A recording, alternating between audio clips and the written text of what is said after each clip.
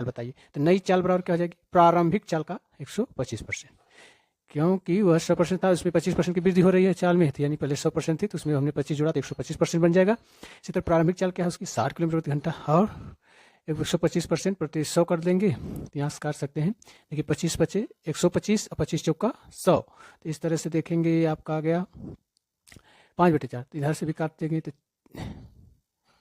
4 एकम 4 कर दीजिए, और ये 4 एकम 4, 4 पचे 20, यानी 15 चौका 60, वो भी करिए।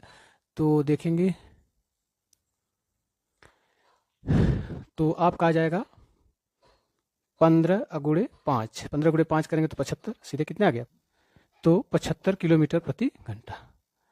15 गुणे 5 कर देंगे आप, कितना आ जाएगा, 75 किलोमीटर प्रति घंटा। सही है ना। तो मतलब यही है कि किसी राशि में 10% की वृद्धि हो जाए, आप 15% की, आप क्या कितना 20% की बढ़ा दिए, फिर क्या होगा, नई चाल बराबर हो जाएगी प्रारंभिक चाल का 125%, 100 प्लस 125% हो जाएगा। तो इसी तरह से काट दिए, 25 पचे 125, 25 चौका 100, फिर 4 से काट दिए, 4 कम 4, 4 पचे 20, मतलब 15 चौका 60 हो गया, भी कर गया, तो 15 पचे 75 किलोमीटर प्रति घंटा चाल।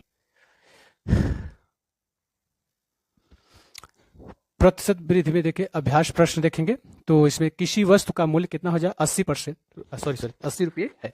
यदि किसी वस्तु का मूल्य 80 रुपये है, तो यदि मूल्य को कितना 15%, 15% बढ़ाया जाए तो वस्तु का नया मूल्य, तो वस्तु का क्या बच रहा है, नया मूल्य। से नया चाल पूछा था, नई चाल तो प्रारंभिक चाल का, तो नया चाल बराबर, तो नया मूल्य बराबर क्या हो जाएगा, प्रारंभिक मूल्य का कितना हो जाएगा 15%। कैसे हो जाएगा, 100% होता ही है, और 15% इसी में हमने बढ़ा दिया, सीधा परसेंट में परसेंट जोड़े तो कितना आ जाएगा, 115%। कितना आया, 115%। ठीक है ना, 115%। तो नया मूल्य बराबर हो जाएगा प्रारंभिक मूल्य का, तो प्रारंभिक मूल्य हमारा कितना है, 80 रुपया है, तो 115 बटे का 115%, तो मतलब 80 गुणे 115 बटे 100, 15% को हम क्या लिख सकते हैं, 115 बटे 100। तो यहाँ पर देखें तो 20 चौका 80 और 20 बचे 100।